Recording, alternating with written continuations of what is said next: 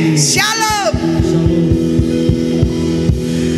Saudara sudah terangkat dengan pujian yang luar biasa, saudara. Saya percaya saudara sangat diberkati dengan pujian hari ini. Amin, saudara.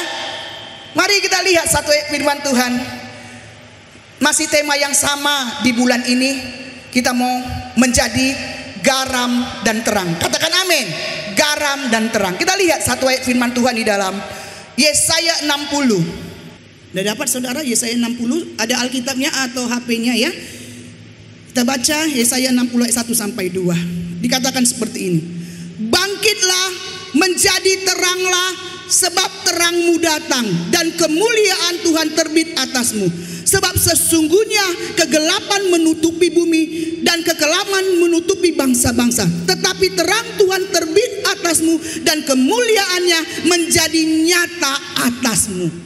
Saudara, dikatakan apa? Sesungguhnya kegelapan menutupi bumi, kekelaman menutupi bangsa-bangsa, tetapi terangku turun atasmu. Saudara, kalau kita lihat keadaan ini, bahkan di sekitar kita lihat keadaan-keadaan yang begitu sangat-sangat mengkhawatirkan. Banyak hal-hal yang tidak benar boleh terjadi di sekitar kita. Banyak kegelapan, baik itu di dalam keluarga-keluarga. Betapa banyaknya keluarga-keluarga yang hancur. Betapa banyaknya rumah tangga yang hancur. Betapa banyaknya orang-orang suami, istri, ayah dan ibu tidak melakukan fungsinya sebagai orang tua di tengah anak-anak. Betapa banyak anak-anak hari ini memberontak kepada orang tua. Betapa banyak anak-anak hari ini mereka tidak tahu apa tujuan hidup mereka. Saudara, betapa banyaknya hal-hal yang kita lihat, saudara, begitu jahat terjadi di sekitar kita. Dan kadang-kadang kita jadi gentar. Berapa banyak orang-orang tua khawatir kalau membawa anak-anaknya kuliah di seberang. Kenapa? Karena dia mendengar hal-hal kegelapan yang luar biasa terjadi di kalangan anak-anak muda. Jangankan itu di seberang, di kota kita di Pulau Nias ini. Aduh, kalau saya melihat kejahatan itu luar biasa. Saudara, itu kegelapan dikatakan saudara. Itu sebab kegelapan itu menutupi bumi. Perbuatan-perbuatan jahat itu biasa. Kalau dulu wanita-wanita, waktu saya 28 tahun yang lalu saya pertama ada di Nias, itu anak-anak perempuan itu nggak boleh keluar malam. Benar kan Bapak Majeden? Sampai-sampai kami, kalau kami pelayanan dulu, kami naik sepeda, harus ada laki-laki yang mengkawal kami. Nggak bisa perempuan sembarangan keluar malam, saudara. Lalu kalau anak-anak wanita, banyak anak-anak wanita dulu, zaman dulu 28 tahun, sulit dikasih orang tua itu kuliah ke seberang. Orang tua takut, bagaimana nanti anak saya di sana. Itu yang terjadi zaman dulu. Tapi zaman sekarang ini saya heran.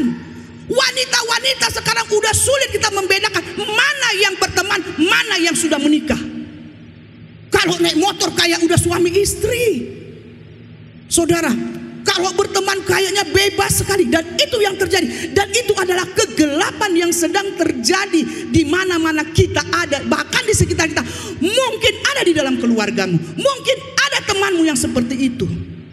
Saudara, saya mau katakan, itu keadaan yang terjadi di sekitar kita, saudara. Ada keluarga-keluarga yang tidak lagi ada nilai-nilai kebenaran di dalam keluarga itu. Ada anak-anak yang tidak diajar mencari Tuhan. Ada anak-anak yang hidup sembarangan, saudara. Tidak takut akan Tuhan. Ada orang-orang yang hidupnya tidak tertib. Dan itulah keadaan. Sebab sesungguhnya kegelapan menutupi bumi dan kekelaman menutupi bangsa-bangsa. Mungkin ada teman-temanmu yang engkau tahu hari ini hidupnya sedang menuju kepada kehancuran. Ataukah mungkin engkau hari ini sedang mulai ada di dalam jerat-jerat itu. Itu adalah kegelapan. Tetapi dikatakan apa? Kita harus menjadi orang yang bisa menerangi kegelapan. Katakan amin. Kita harus menjadi garam. Bukan kita yang dipengaruhi. Ada dua. Kalau kita nggak bisa dipengaruhi untuk hal yang baik, kalau kita nggak bisa mempengaruhi orang ikut dengan kita dalam hal nilai-nilai yang benar, maka kita akan terikut dengan mereka. Hanya itu dua. Kalau nggak bisa kita pengaruhi mereka, maka kita akan dipengaruhi oleh mereka. Saudara, tapi seringkali kehidupan kita nggak bisa menjadi garam. Kita nggak bisa buat pengaruh dengan mereka.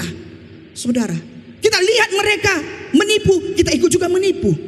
Kita lihat orang-orang, wanita-wanita, pria-pria muda, anak-anak muda, mereka berpacaran dengan bebas. Oh, kita bilang kita kan masih muda, kenapa tidak? Saudara, tapi dibilang apa? Bangkitlah menjadi teranglah, sebab terangmu sudah datang dan kemuliaan Tuhan terbit atasmu. Artinya apa? Orang yang sudah dipanggil, yang sudah diselamatkan, dia punya tugas untuk menjadi terang di dalam kegelapan. Tetapi bagaimana kita bisa menjadi terang?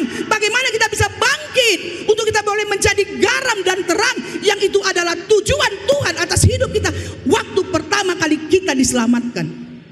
Setiap kali waktu kita pertama kali terima Yesus, selalu ada di dalam hati kita keinginan untuk orang lain bisa merasakan apa yang saya rasakan. Benar nggak, saudara? Selalu kita, aku kayaknya damai. Aduh, kayaknya aku begitu menikmati kehidupanku di dalam Tuhan hari-hari ini. Aku kepengenlah sahabatku, aku kepengenlah temanku, aku kepengenlah keluargaku, dia boleh merasakan seperti apa yang aku rasakan. Selalu ada hati itu diberikan Tuhan kepada kita. Tapi dikatakan firman ini, bangkit menjadi teranglah, sebab terangmu datang dan kemuliaan terbit atasmu. Bagaimana kita bisa bangkit? Bagaimana saya bisa menjadi terang di dalam kegelapan? Bagaimana, apa yang harus saya lakukan? Saudara, kalau kita mau menjadi terang, kalau kita mau menjadi orang yang bangkit dan menjadi terang, kita yang pertama harus bangkit dari kesuamanmu. Berapa banyak orang-orang Kristen, saudara? Firman Tuhan katakan, jikalau engkau panas, hendaklah engkau panas. Jikalau engkau dingin, hendaklah engkau dingin. Tetapi kalau engkau suam-suam kuku, aku akan memuntahkan engkau. Saudara, muntah itu jijik. Seperti itulah kita kalau kita suam-suam, makanya kita nggak bisa jadi garam. Kalau kita mau bangkit, yang pertama yang harus kita lakukan apa? Keluar dari kesuaman kita. Katakan amin. Keluar dari kesuamanmu. Berapa banyak orang masih bisa melayani, berapa banyak orang masih bisa berbicara tentang firman Tuhan, tapi sebenarnya dia kering. Perhatikan pohon. Pohon yang dikutuk Tuhan, ada satu pohon dikutuk Tuhan. Waktu dikutuk Tuhan, pohon ara itu, karena tidak ada buahnya, terkutuklah pohon ara itu. Saudara, hari itu juga langsung kering. Pernah baca kan, saudara, kisah tentang itu? Langsung kering pada saat itu. Pergi murid, besoknya ditengok, udah langsung kering. Murid-murid lewat lagi, wah, udah langsung kering itu pohon.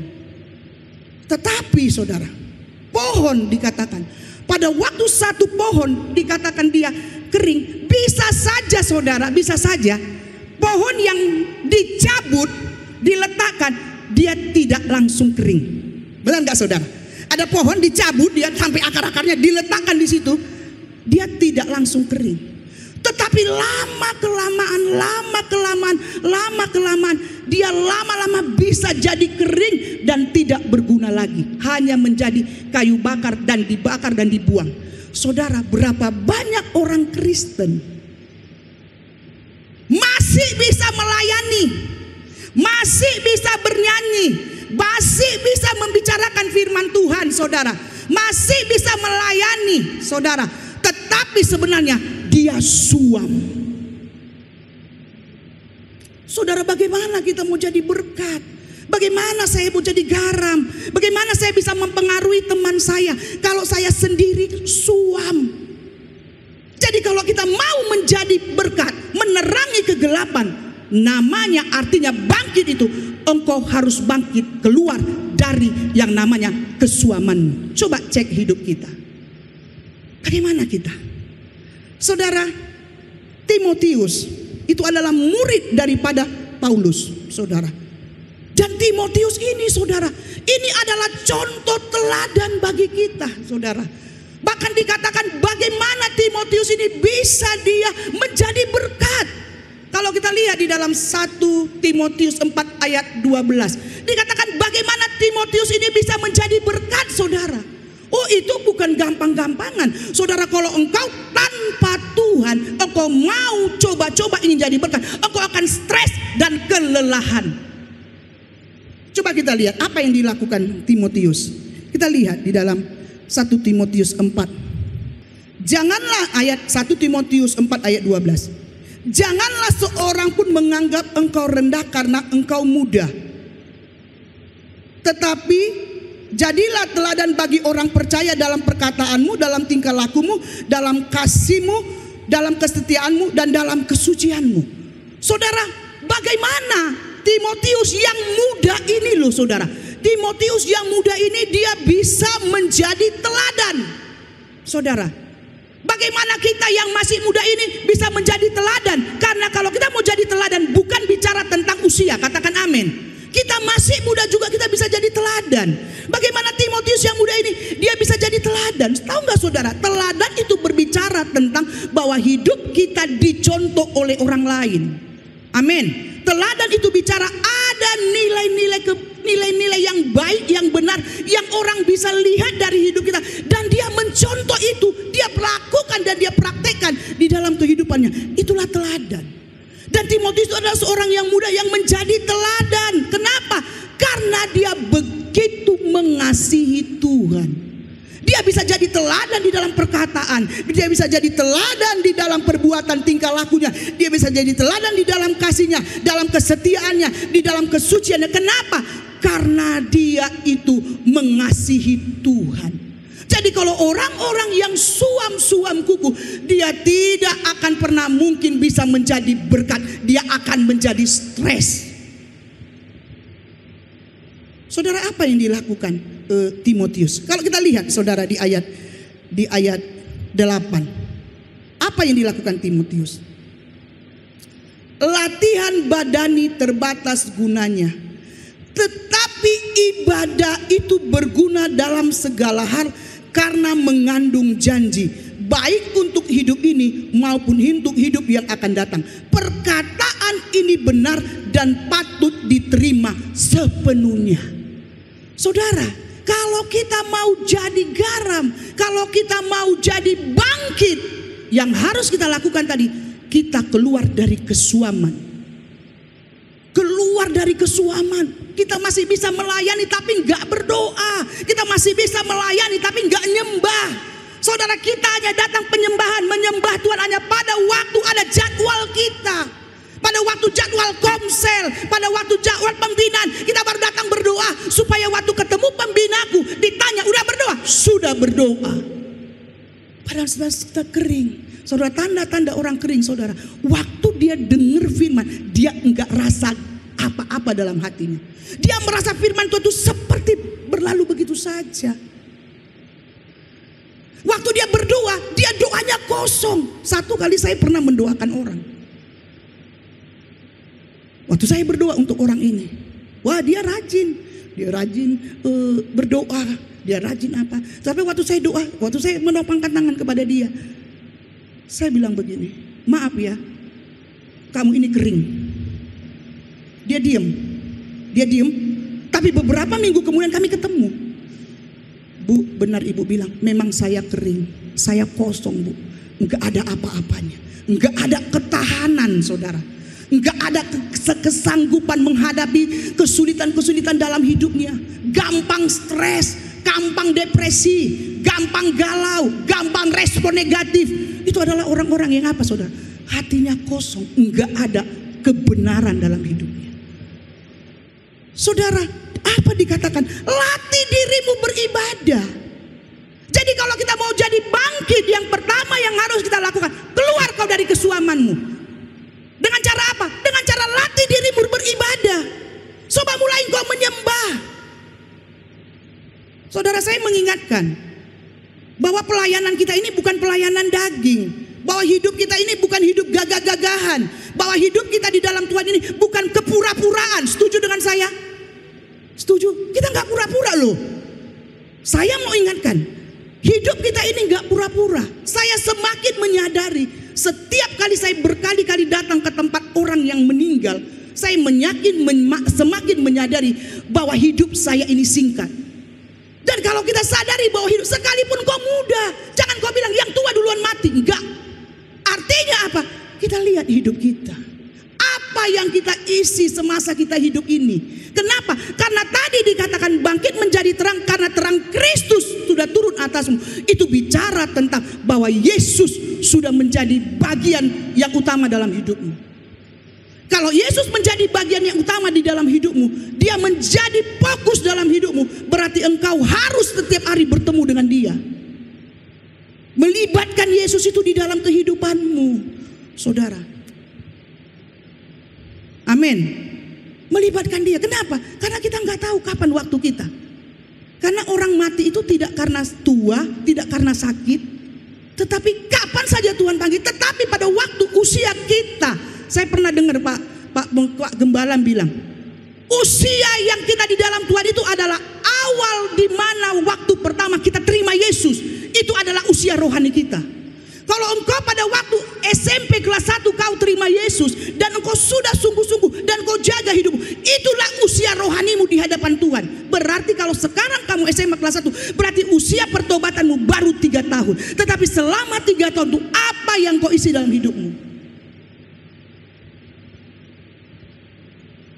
Saudara, kita harus latih diri kita beribadah. Kita nyembah Tuhan, saudara.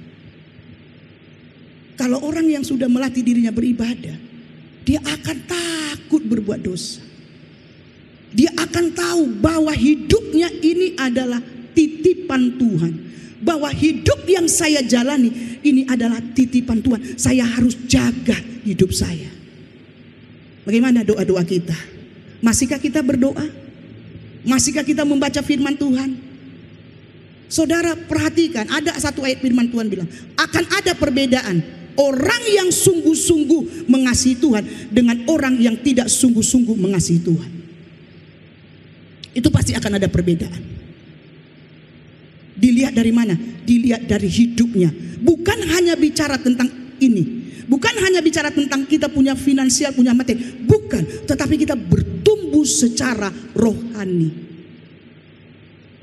Lihat si Timotius ini. Dia bilang apa, saudara?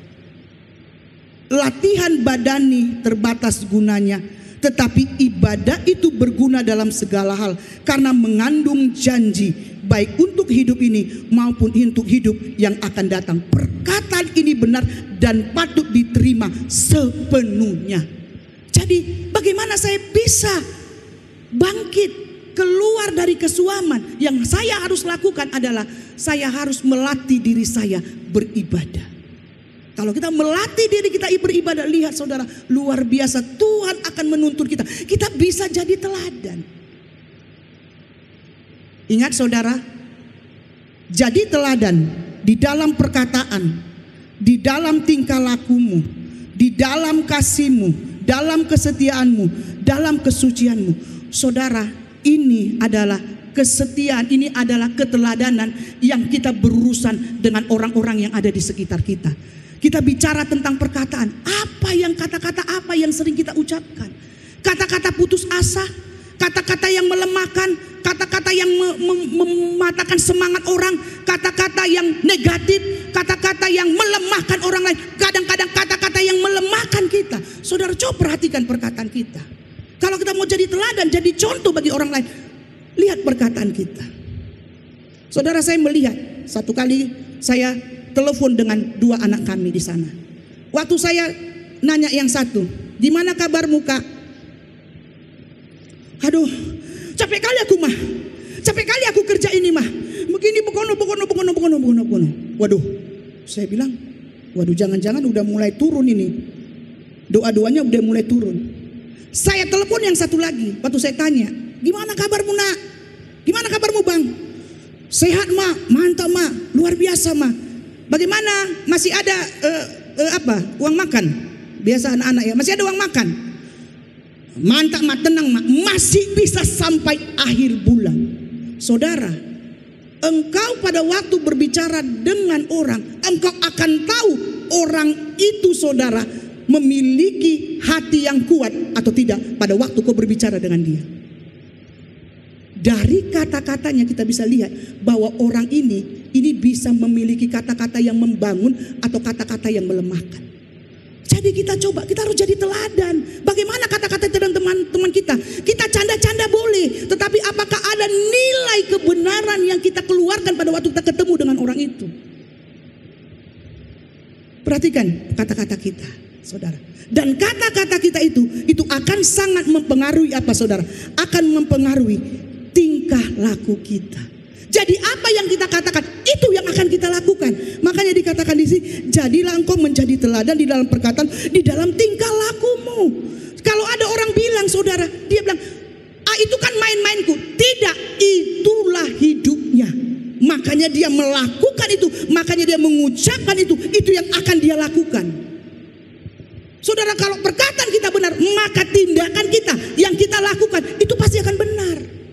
Orang akan lihat, makanya jaga kata-kata kita. Kalau kita bilang bagaimana kabarmu? Baik, harus kelihatan bahwa memang kita baik. Bagaimana keadaanmu? Semangat, tapi tiba-tiba down. Tiba-tiba akhirnya kita apa?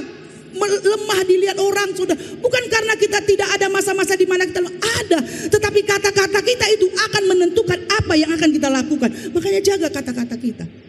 Tingkah laku kita coba kita lihat, saudara. Perhatikan bagaimana kehidupan kita, bagaimana tingkah laku kita, saudara. Apakah kita bisa jadi berkat bagi orang lain?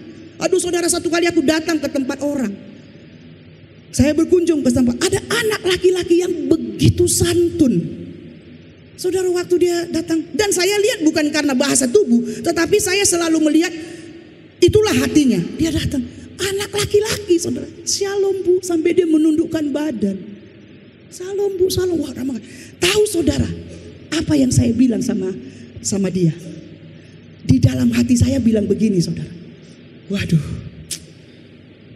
kalau saya punya menantu seperti ini luar biasa, sopannya luar biasa.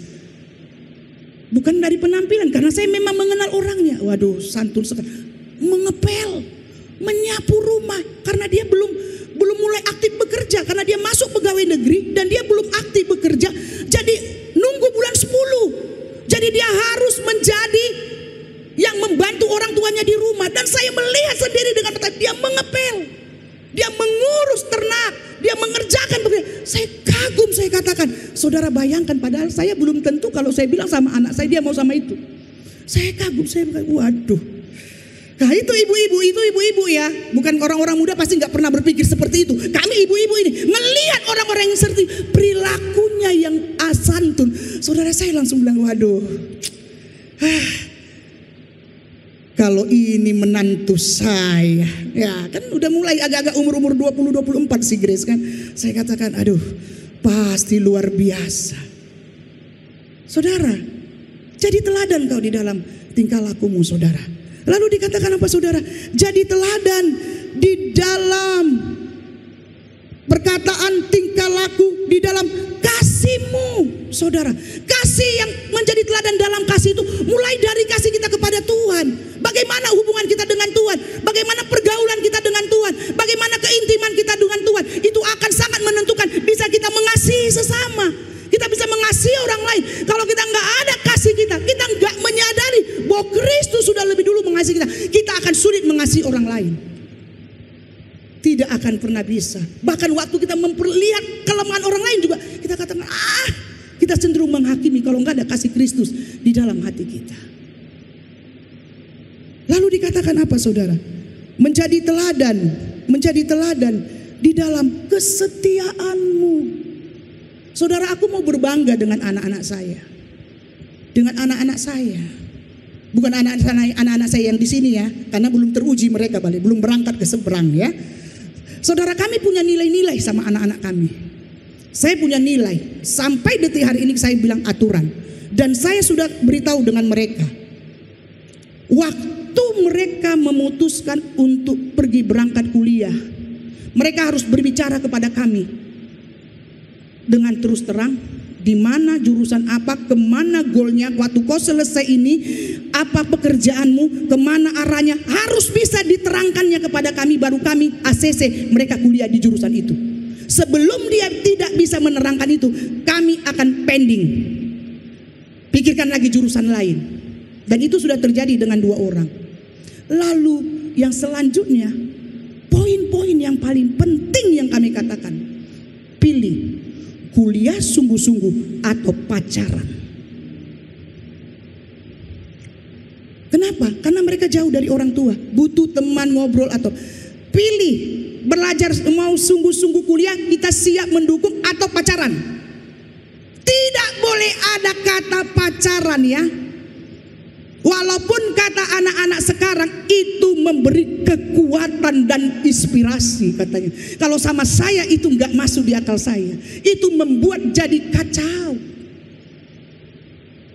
Waktu mau mandi ingat kamu, mau makan ingat kamu, mau ibadah nyembah ingat kamu. Itu nggak benar itu.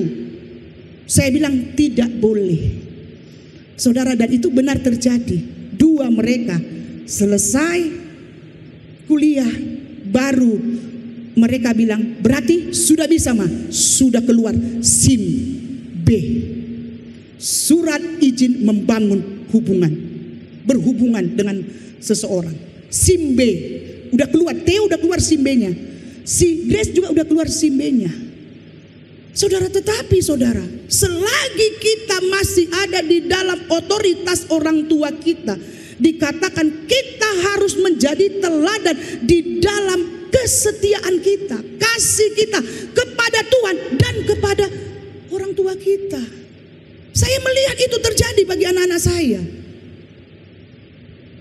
Mereka bilang, "Mah, udah gini." Oke. Pokoknya sudah berarti sudah bisa. Dan saya melihat bagaimana prestasi mereka. Waduh, mereka prestasinya luar biasa. Kemarin Theo, dia bilang udah keluar jadwal, kami akan berangkat bulan 5, dia akan wisuda. Dia bilang, "Pak, aku wisuda antara 9 tanggal 10, berarti orang papa." Iya. "Puji Tuhan Pak, aku ini cum laude Pak." Bayangkan saudara, orang yang full pelayanan,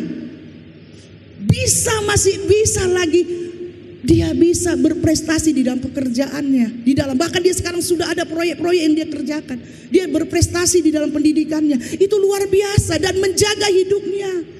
Dibilang sama bapak rohaninya, dia jumpain bapak rohaninya. Saudara, saya mau katakan kepada orang-orang, saya bicara dengan banyak orang-orang muda dan orang-orang tua yang punya anak-anak. "Pak, saya tidak mau," mama sama papa saya bilang, bapak pembimbing rohaninya, "saya nggak boleh pacaran." Ada wanita yang senang sama dia, tapi saya tidak boleh pacaran. Kita teman biasa. Jadi pada waktu dia bilang kami sudah kasih surat SIM, kami langsung telepon bapak rohaninya. Setelah ditelepon bapak rohaninya memanggil dia, karena sudah ada wanita yang dia senangi, dan mereka mulai dipertemukan. Saudara, ada prosedur-prosedurnya. Saudara, jadi apa?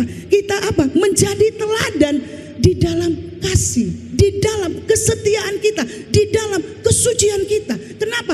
Karena apa yang hari ini engkau orang-orang muda dipercayakan kepada orang tua, engkau kuliah, engkau studi, itu kepercayaan. Engkau harus jaga itu. Itu adalah ujian kesetiaan, di mana engkau akan tetap menjaga apa yang engkau komitmenkan. Aku hari ini mau setia, aku mau hari ini hanya mau kuliah, aku mau hari ini. Lakukan itu, dan itu akan kelihatan dari mana? Dari buahnya. Jadi teladan, saudara. Amin. Kita harus jadi teladan, saudara. Di dalam kesucian kita, di dalam kesetiaan kita, di dalam kasih kita, orang bisa melihat, waduh, orang ini setia kali. Di dalam kesetiaan itu juga bicara tentang apa? Disiplin waktu, setia di dalam waktu. Kalau terlambat saja juga kerja kita, bagaimana kita mau jadi teladan? Kalau kita juga nggak setia di dalam perkataan kita bilang aku datang jam sekian, aku mau lakukan, tetapi kita nggak seperti apa yang kita katakan, saudara, kita nggak bisa jadi teladan, saudara. Jadi saya mau katakan hari ini, kalau kita mau menjadi terang bagi orang lain, mulai dari dirimu, bangkit engkau, keluar kau dari kesuamanmu. Lihat hal-hal apa yang aku mau ubahkan. Mungkin selama ini aku tidak jadi teladan dalam perkataanku. Aku suka berbohong. Aku suka memaki. Mungkin kita nggak jadi teladan di dalam tingkah laku kita. Di dalam rumah kita tidak jadi berkat. Kita malas. Kita nggak jujur. Kita nggak bertanggung jawab dengan apa yang dipercayakan. Saudara, hal-hal itu dimulai dari keluarga kita, sehingga itu menjadi kebiasaan dan engkau akan bawa keluar. Jangan kita bilang bisa aja itu nanti, nggak bisa. Mulai dalam keluarga kita praktekkan, kita jadi teladan dalam perkataan kita jadi teladan dalam tingkah laku kita jadi teladan dalam kesetiaan kita, di dalam kasih kita, kesucian kita, kesetiaan kita. Itu dimulai dari rumah. Makanya dibilang, jadilah engkau teladan bagi orang-orang percaya, bukan orang-orang yang tidak percaya di luar sana. Kalau kita jadi teladan di luar sana dengan orang yang tidak percaya, itu gampang. Berbuat baik saja kita dengan dia, ramah saja kita dengan dia. Tetapi bagaimana kita menjadi teladan bagi orang-orang yang percaya? Kita jadi teladan bagi orang-orang yang percaya loh. Dibikin di dalam ayat ini. Kita jadi teladan bagi orang-orang yang percaya. Bagaimana kita jadi teladan bagi orang percaya? Di mana kita prakteknya? Di rumah. Di rumah prakteknya. Makanya saya selalu melatih anak-anak untuk bertanggung jawab, untuk bangun dengan tepat waktu, untuk tidak gampang terlambat, untuk bertanggung jawab dengan hal-hal kecil yang dipercayakan. Saudara, itu akan kita bawa pada waktu kita masuk di dalam komunitas di mana kita ada. Orang akan lihat, waduh, anak ini luar biasa. Dimulai dari mana? Dari rumah. Jadi hari ini saudara, kita mau jadi garam, kita mau jadi terang. Itu kerinduan kita, itu tema kita bulan ini. Tetapi itu tidak akan pernah bisa terjadi kalau kita mengalami yang namanya suam. Katakan kiri kananmu, kita keluar yuk dari kesuaman kita. Katakan kepada kiri kanan, kita keluar ya dari kesuaman kita. Kita mau bangkit. Aku mau jadi berkat. Keluar engkau dari kebiasaan-kebiasaan burukmu. Latih dirimu beribadah. Saudara perhatikan saudara. Kalau kenapa dikatakan Timotius itu latihan badani itu berguna. Dikatakan di sini kan. Latihan badani terbatas gunanya, tetapi ibadah itu berguna dalam segala hal karena mengandung janji baik untuk hidup ini maupun untuk hidup yang akan datang. Saudara perhatikan, setiap hari iblis selalu merancangkan yang buruk dengan engkau. Kalau kau tidak melatih dirimu beribadah, perhatikan saudara. Kalau kita tidak beribadah, saudara lihat ya, iblis selalu ada di dekat kita dan memperhatikan kita. Kapan kita lengah, dia akan makan kita. Saudara, ini saudara, kalau kita setara dengan iblis, ini saudara ya, setara ini dengan iblis, sama. Dia bisa hajar kita saudara, setan bisa hajar kita. Kita selalu dimakannya. Ini orang yang tidak melatih diri beribadah, tidak hidup di dalam penyembahan, tidak bergaul dengan Tuhan. Ini selevel dia dengan setan.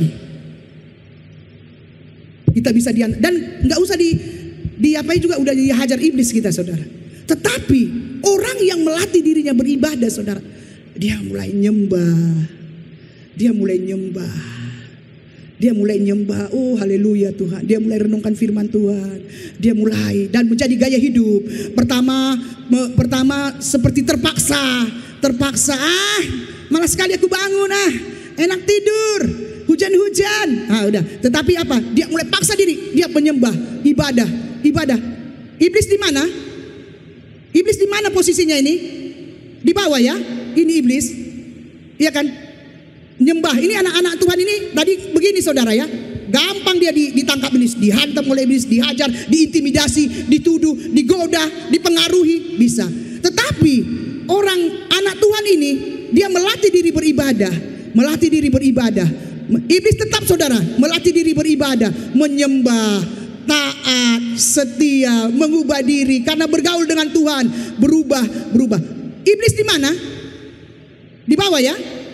Ini iblis di bawah. Anak Tuhan yang nyembah tadi, yang melatih diri beribadah, dia di atas. Sehingga apa? Sehingga dia bisa mengalahkan iblis. Godaan iblis dia bisa kalahkan. Tipuan iblis, maksud iblis ingin menghancurkan dia, dia bisa kalah. Kenapa? Karena dia berada di atas iblis. Saudara, kalau kita enggak melatih diri kita beribadah, maka kita akan menjadi makanan iblis setiap hari. Makanya latih dirimu beribadah. Engkau bisa berespon dengan benar pada kau ada masalah. Waduh, ada tantangan, ada persoalan, engkau bisa tenang menghadapinya, saudara. Kenapa? Karena kau sudah melatih dirimu beribadah. Kenapa? Karena firman Tuhan katakan itu mengandung janji. Bukan hanya saat ini, tapi akan datang. Amin. Keluar dari kesuamanmu. Lalu apa yang kita lakukan? Supaya aku bangkit, aku mau bangkit.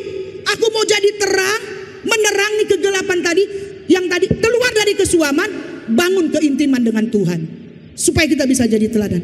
Poin yang selanjutnya kita lihat di dalam Mazmur. Bagaimana saya mau jadi berkat? Saya mau bangkit dari mana? Tadi bangkit keluar dari kesuaman, melatih diri beribadah. Saudara, Mazmur 1 dikatakan apa? Berbahagialah orang yang tidak berjalan menurut nasihat orang fasik, yang tidak berdiri di jalan orang berdosa, dan yang tidak duduk dalam kumpulan pencemooh. Tetapi yang kesukaannya ialah Taurat Tuhan, dan yang merenungkan Taurat itu siang dan malam. Ia akan seperti pohon yang ditanam di tepi aliran air, yang menghasilkan buahnya pada musimnya, dan yang tidak layu daunnya. Apa saja yang diperbuatnya berhasil.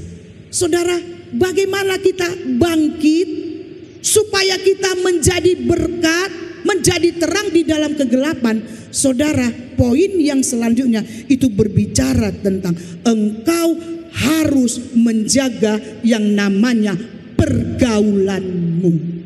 Karena apa, saudara? Pergaulan yang buruk dapat merusak kebiasaanmu yang baik. Engkau bangkit dari mana? Dari kesuaman. Yang kedua, engkau bangkit keluar kau dari pergaulan yang tidak benar. Sebaik apapun engkau, saudara, sebaik sekudus apapun hidupmu, sebenar apapun hidupmu, sebaik apapun aturan dilakukan di dalam keluargamu, tetapi kalau engkau tidak menjaga pergaulanmu, engkau akan menjadi sama dengan teman-temanmu. Jaga pergaulanmu. Kalau kau mau jadi berkat, coba lihat di mana kamu, saudara.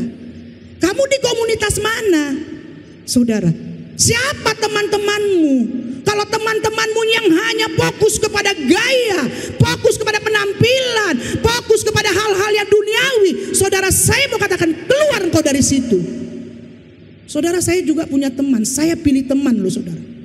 Kalau ada komunitas-komunitas yang enggak membangun saya, yang saya tahu yang dipikirkannya aja harta duniawi, saya keluar dari komunitas itu. Saya enggak mau. Kenapa? Karena saya tidak mau. Karena dua, kalau saya nggak bisa mempengaruhi mereka, saya bisa dipengaruhi mereka. Kenapa? Karena pergaulan yang buruk. Lama-lama kita ada di sana, kita jadi seperti mereka. Jadi kalau kita nggak kuat, silakan jaga pergaulan. Amin. Kiri kanan, katakan jaga pergaulanmu. Katakan kepada teman-temanmu itu, saudara, anak-anak muda, jaga pergaulanmu. Siapa temanmu? Ada satu statement bilang begini. Beritahukan kepadaku, ini statementnya, siapa orang-orang yang sering engkau jumpai, siapa teman-teman akrabmu. Tunjukkan kepada saya siapa teman-teman akrabmu yang setiap waktu kau sering ngobrol sering dengan dia, aku akan menunjukkan masa depanmu. Ada itu. Artinya apa, saudara? Teman-teman kita yang sering kita bersama sangat akan menentukan bagaimana masa depan kita. Kalau kita bergaul dengan orang-orang yang benar, kita akan memiliki masa depan yang benar. Kalau kita bergaul dengan orang-orang yang brengsek, sebentar lagi kita akan hancur hidup kita. Orang-orang muda, setiap kita, bahkan orang-orang tua yang ada di sini, saya mau katakan, jaga pergaulan kita. Karena saya lihat ada juga keluarga-keluarga saudara. Jujur saya bilang, ada juga itu keluarga-keluarga, ibu-ibu, istri-istri, orang-orang keluarga-keluarga muda bilang begini saudara, kalau saya ya, yang penting suami saya pulang aja ke rumah. Ini kata keluarga-keluarga muda, yang penting suami saya pulang aja ke rumah, dia kasih uang aja sama saya, terserah dia di sana mau ngapain. Itu nggak benar saudara. Kalau kita ibu-ibu muda-muda ini bergaul dengan orang-orang seperti ini, pada waktu ada masalah dalam keluarga kita akan berkata, iya yang nggak apa-apa, yang penting kita dinafkahi. Itu nggak benar. Nggak ada nilai kebenaran di dalam keluarga itu. Saudara, hari ini 2 poin itu kita mau keluar dari situ. Amin. Keluar dari kesuaman, keluar dari pergaulan yang buruk, sehingga kita bisa jadi berkat. Makanya dikatakan di dalam firman Tuhan, saudara, bangkit menjadi berkat. Kalau kita mau jadi berkat, keluar dari kesuamanmu, bergaul dengan Tuhan. Lalu apa? Jaga pergaulanmu. Lihat teman-temanmu siapa. Kalau itu membangun, terus kau berteman dengan dia. Bahkan kau pengaruhi dia untuk, mungkin dia sekedar baik tetapi tidak benar. Beda saudara, baik dengan benar ya. Kita udah tahu ya, baik dan benar itu beda. Orang yang baik itu belum tentu benar, tapi orang benar sudah pasti baik saudara. Benar itu berbicara tentang bahwa apa yang dilakukan tidak bertentangan dengan firman Tuhan. Baik mungkin Tuhan hanya berbicara tentang dia dapat pujian, dia baik tidak menyakiti orang, tetapi belum tentu benar saudara. Tapi kita mau bergaul dengan orang-orang benar, bahkan kita pengaruhi mereka untuk datang kepada nilai-nilai hidup kita. Jadi hari ini saudara, kita akan bisa menjadi garam. Katakan amin. Menjadi terang. Kita akan bikin rasa kepada mereka. Hidup kita akan dinikmati. Mereka akan menikmati buah yang manis dari hidup kita. Kenapa? Karena dia melihat hidup kita itu berbeda. Jadi hari ini biarlah kita mau buat komitmen. Saya mau menjadi berkat. Katakan amin. Saya mau jadi berkat. Dengan cara saya mau keluar dari kesuaman saya mau keluar dari pergaulan yang buruk. Saya mau hidup dengan cara kebenaran. Tuhan Yesus memberkati. Kita berdoa hari ini.